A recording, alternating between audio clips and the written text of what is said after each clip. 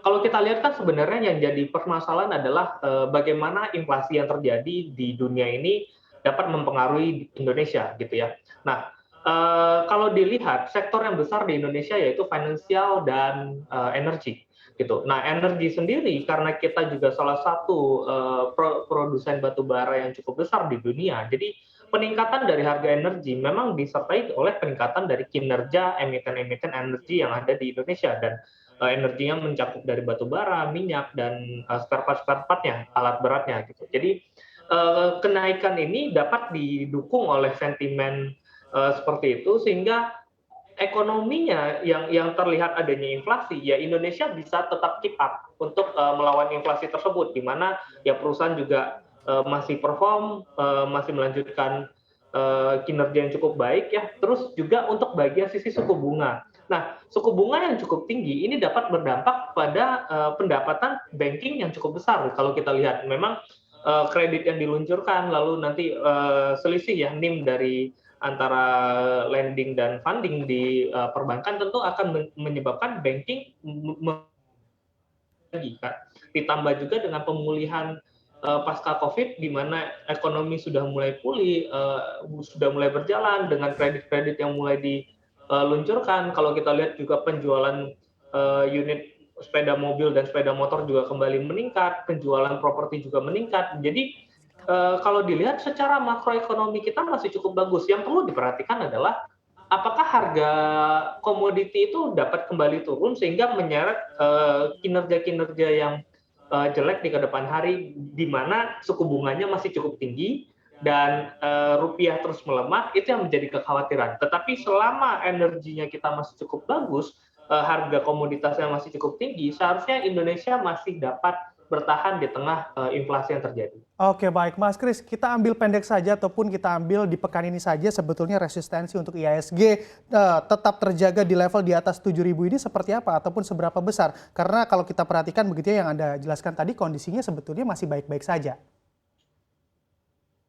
Ya, untuk IHSG bertahan di area 7.000, saya masih optimis kalau dari pekan ini di pekan ini mungkin sampai awal bulan ya mungkin ada koreksi-koreksi kecil tetapi akan cepat kembali di area di atas 7.000, seharusnya seperti itu.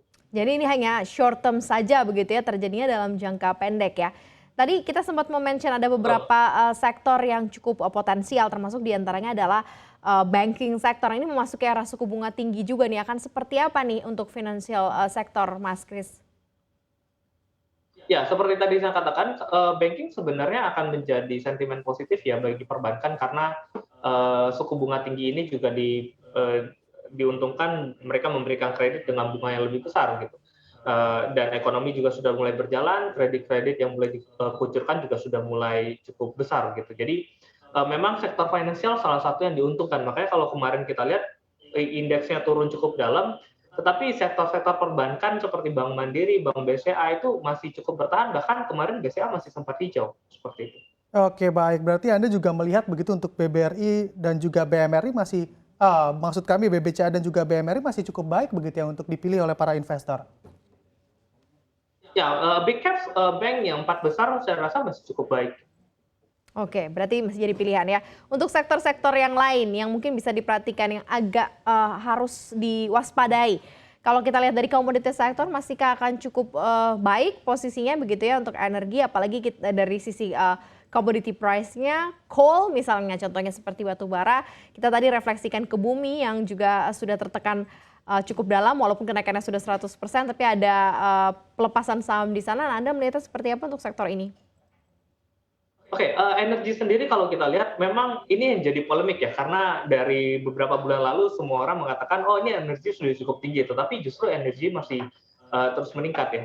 Jadi memang kalau kita perhatikan ada area-area tahanan di emiten-emiten energi tersebut, di mana trennya kalau kita lihat secara garis besar emiten energi masih cukup bagus, masih berada pada fase uptrend semua gitu, belum ada yang tembus break uptrend-nya gitu. Jadi kalau bertanya apakah kemungkinan emiten-emiten energi masih dapat kembali peningkatan, kalau jawabannya tentu, karena secara tren masih mengalami penguatan. Nah, untuk bumi sendiri, kenapa terkoreksi cukup dalam dari area 200 sekarang di area 140 gitu ya, karena investor khawatir adanya right issue yang dilakukan Bumi, di mana harga tembusnya di area 120, dan itu dapat menjadikan persepsi, wah kalau nanti ada yang dapat di harga 120, sedangkan di sekarang harga 200, ada kemungkinan yang dapat 120 bisa jualan dong. Itu yang mengakibatkan harga Bumi kembali